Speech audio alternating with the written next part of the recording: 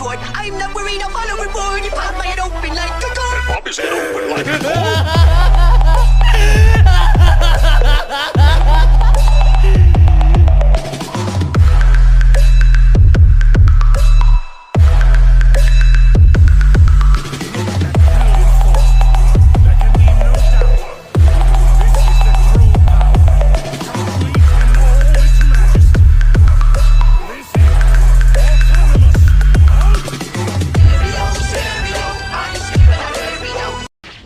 इस एपिसोड की स्टार्टिंग में हम देखते हैं गोहान को, जो प्लैनेट बीरस की तरफ बढ़ रहा था। वो इस पॉइंट पर अकेला ट्रैवल कर रहा था। पहले वो गोकू के साथ था, तो आखिर अब गोकू कहाँ पर है, ये सवाल हमारे मन में आ रहा था कि तभी वो प्लैनेट बीरस पर जाकर रुक जाता है।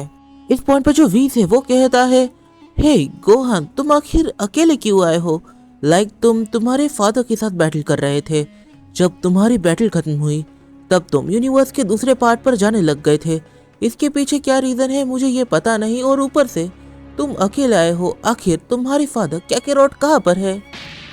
गोहान इस बात का रिप्लाई करता है। वो कहता है, लाइक फादर को उनके कुछ से रिलेटिव्स मिल गए थे। कुछ से मेरा मतलब है जो उनके मदर साइड रिलेशन से बिलोंग करते थे।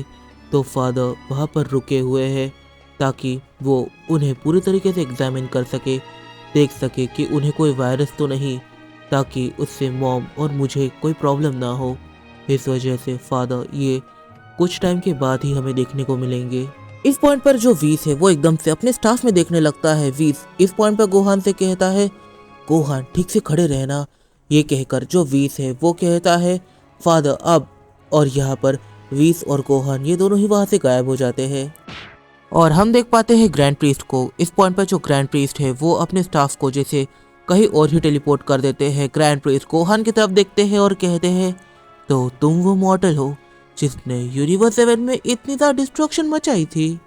ग्रैंड प्रीस्ट इस पॉइंट पर गोहान से कहते हैं, सो सन गोहान, वीस ने हमें तुम्हारे बारे में काफ़ी सारी इन्फॉर्मेशन दी है और उसके अकॉर्डिंग देखा जाए तो तुम्हारा ट्रैप रिकॉर्ड ये पूरी तरीके से परफेक्ट है एक डिवाइन पोजीशन को होल्ड करने के, और हम तुम्हें अपॉइंट करने वाले हैं इन फ्यूचर स्ट्रॉन्गेस्ट फर्स्ट इस टाइटल के लिए। सो अभी से प्रिपरेशन को स्टार्ट कर दो ताकि तुम स्ट्रॉन्गेस्ट फर्स्ट टाइटल के ऊपर पूरी तरीके से फिट हो सको। तभी ग्रैंड प्रीस्ट एकदम से अपने स्टाफ को समन कर लेते हैं। यहाँ पर जो गोहान है वो इस चीज़ को काफ़ी ध्यान से देख रहा था।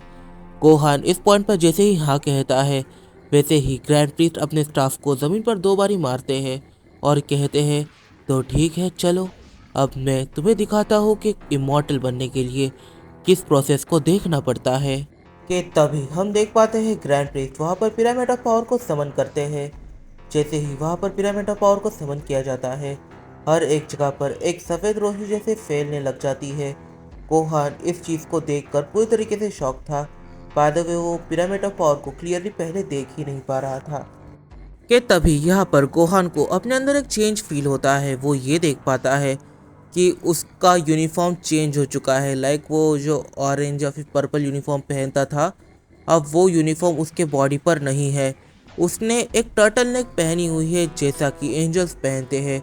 ये टर्टल नेक ब्लैक है और उसके ऊपर जो यूनिफॉर्म है उसका कलर शिफ्ट होकर सेराफिम हो चुका है। ये इंडिकेट कर रहा है कि अब गोहान ग्रैंड प्रीस्ट के अंदर ट्रेनिंग लेने वाला है।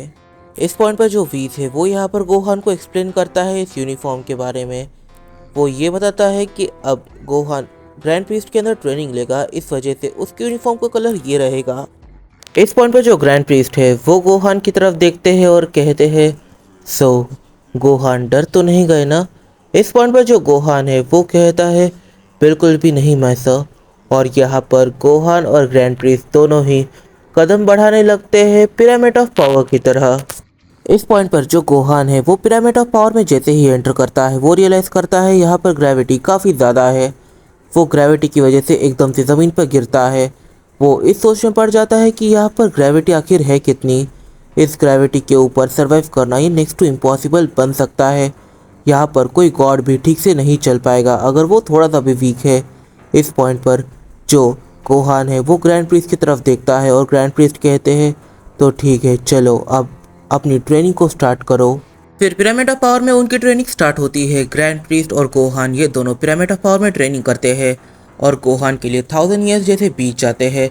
1000 ईयर्स में गोहान ने इतना कुछ सीख लिया था जो गॉड ऑफ डिस्ट्रक्शंस को और बाकी गॉड्स को सीखने के लिए कहीं नहीं, तो फिर भी 200 मिलियन ईयर्स ले रहे थे। ग्रैंड प्रीस्ट काफ़ी ज़्यादा खुश होते हैं कि गोहान काफ़ी कम टाइम के अंदर काफ़ी सारी चीज़ों को अचीव कर चुका है। फिर जो ग्रैंड प्रीस्ट है वो गोहान को एकदम से अपनी स्टाफ की मदद से इमॉर्टल बना देते हैं। 1000 ईयर्स में गोहान ने काफ़ी कुछ सीख लिया था, काफ़ी ज़्यादा पावरफुल वो बन गया था स्ट्रेंथ के अकॉर्डिंग। और जब वो इमॉर्टल बन जाता है तब उसकी स्ट्रेंथ 5 टाइम्स ज़्यादा हो जाती है, उसकी मसल्स और भी ज़्यादा कैपेबल हो जाती है। और अब वो एक इमॉर्टल बीइंग था, मतलब कि अब हकाई उसके ऊपर काम नहीं करेगी। और अब यहाँ पर जो गोहान है उसे साबित करना था बाकी गॉड्स को कि वो स्ट्रॉन्गेस्ट फर्स्ट एडिट के लिए वर्ती है, मतलब कि उसे अकेले 12 गॉड ऑफ डिस्ट्रक्शन से लड़ना पड़ेगा।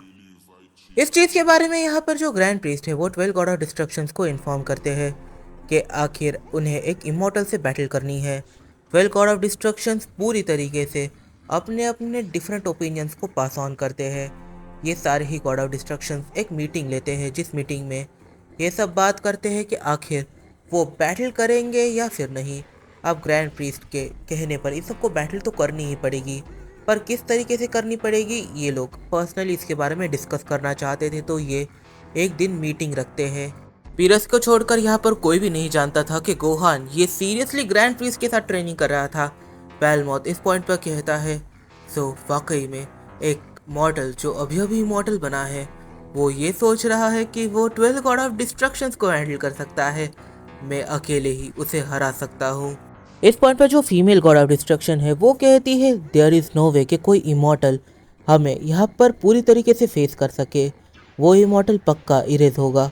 इस पॉइंट पर उसे भी इस चीज़ का अंदाज़ा नहीं है कि हकाय ये इमॉर्टल्स के ऊपर काम नहीं होगी, क्योंकि अभी तक उनका पाला किसी इमॉर्टल से पड़ा ही नहीं। इस पॉइंट पर यहाँ पर जो सारे एंजल्स हैं वो देख पा रहे थे कि उनके गॉड ऑफ डिस्ट्रक्शन किस हद तक घमंडी हो गए हैं। इस वजह से पीरस, विस और बाकी एंजल्स उन्हें कंफर्म नहीं करते या फिर उन्हें ये नहीं बताते कि वो ग्रैंड प्रिंस के साथ ट्रेनिंग कर रहे थे।